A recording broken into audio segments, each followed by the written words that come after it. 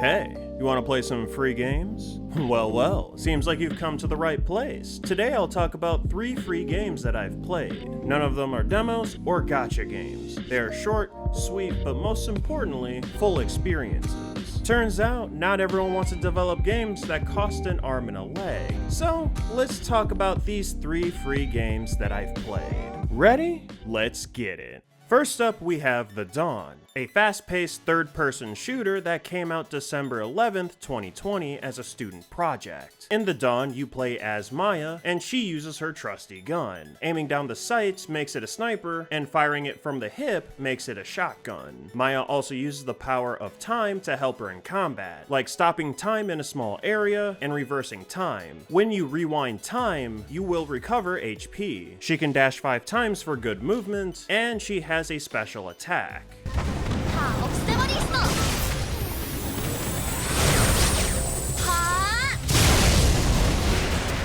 But what ties everything together is her passive. If bullets are coming her way, bullet time will activate so you can react better to your surroundings. You can use her dashes to reposition or go on the offensive. Funny enough, the character functions like a gacha game character, having a few skills that have a cooldown, a passive, and an ultimate ability. I'm not sure when I found TheDawn, but when I finally played it, I found it to be a mostly fun experience. The way Maya works is fundamentally sound with all her abilities working well together.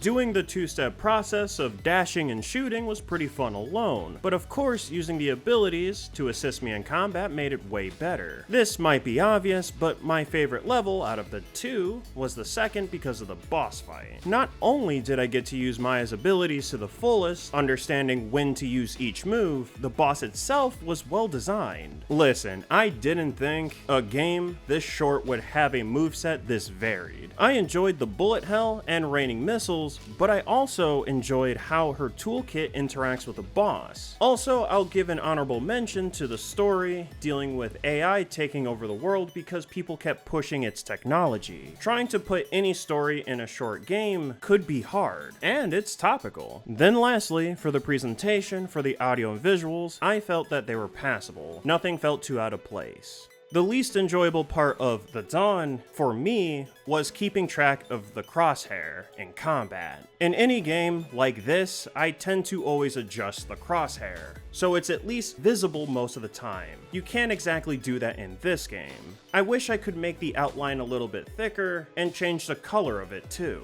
I also thought it was kinda sad how some of the enemies wouldn't target me after spawning, so I would get a free kill. Considering how many would be on the screen, I'll admit it helped me out, but I still feel bad. Besides those issues, I had a wonderful experience playing TheDawn nonetheless. Next up, we have Kannagi Usagi, cute girls doing Sekiro things. Disclaimer. 1. This game doesn't have any nudity, at most just has jiggle physics. And 2. This game came out November 2nd, 2023. Anyway, when I say Sekiro, I mean it. So if you remember how that game works, you know what to expect here. If not, here's the rundown. You can attack, jump, dodge, heal, and most importantly, parry. Holding the parry button will block. However, parrying properly is important because it will not increase your meter for stance breaking, while blocking will. Parrying the bosses will also result in their stance breaking slowly, making them vulnerable so you can take the rest of their life bar. In addition to parrying, you can counter sweep attacks by jumping on the enemy's head, and you can also counter thrust attacks by dashing into them and attacking afterwards. Both of these actions will also help you break their stance. If and when you have low HP, you can heal. But remember, you can only do this 5 times throughout each encounter. And I shouldn't forget that this game isn't called Cute Girls Die Twice for nothing. You have 2 lives, just like the bosses do. Although I'll warn you, should you use those mechanics, they will reduce your score.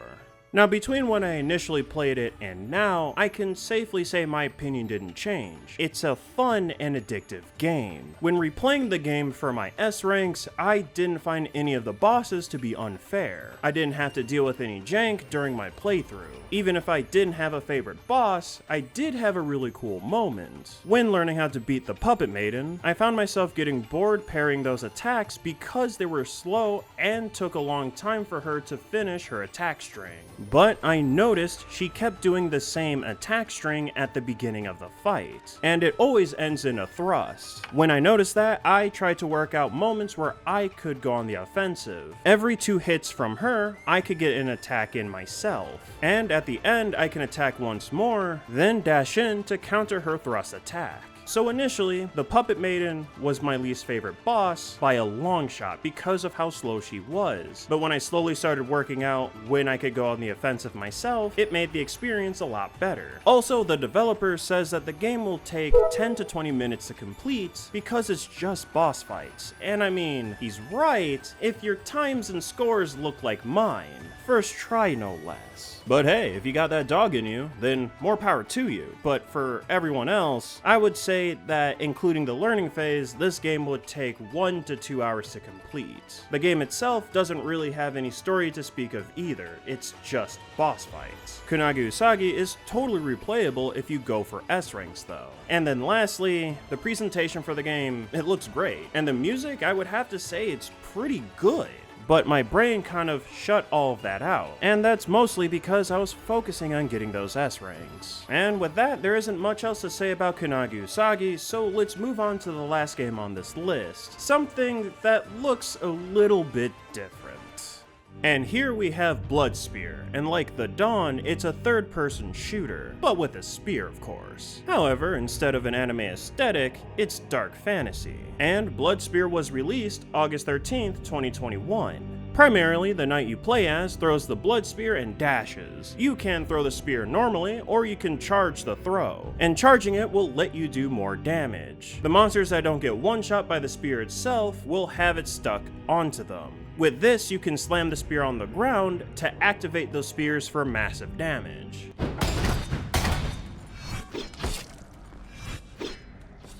And after you take down any monster, you can drink their blood to heal yourself. You can go over 100%, but only temporarily.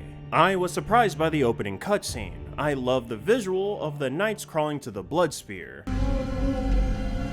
Knights from distant kingdoms.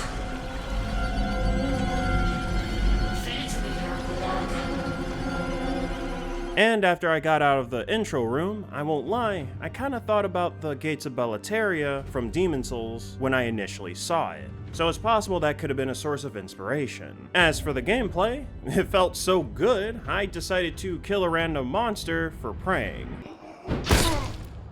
But seriously, I did enjoy the combat. I would say that it's in the same ballpark, gameplay-wise, as TheDawn. And considering I like that game, it tracks. Throwing a bunch of spears and then popping them felt satisfying, especially when I did it on the boss. When I adjusted the sensitivity and then got a handle on the combat, I did feel like Blood Spear was on the easy side, but that's my own opinion. Additionally, I did enjoy the game a little bit more because it added story and world building. And then for the presentation, I would say the game looks fine, but I think I just like the voice acting from the spear and the sound effect you get when you slam the spear on the ground, popping all the spears inside the enemies. While I am glad I played this game, like the others, I did notice a post from the developers. They seem to have split to get more experience in the video game industry, but they would like to get back together, whether it's to make a full Blood Spear game or to start a new project, and I hope they do.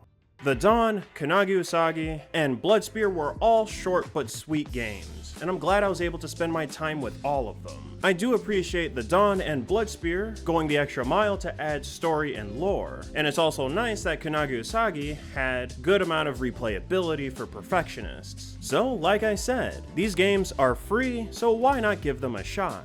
Spend a peaceful afternoon or evening shooting a giant robot, draining the blood of your enemies, More blood. I need more blood. or resetting non-stop so you can get that S rank. However, ultimately that choice is yours, but that's it from me. I will see you in the next one.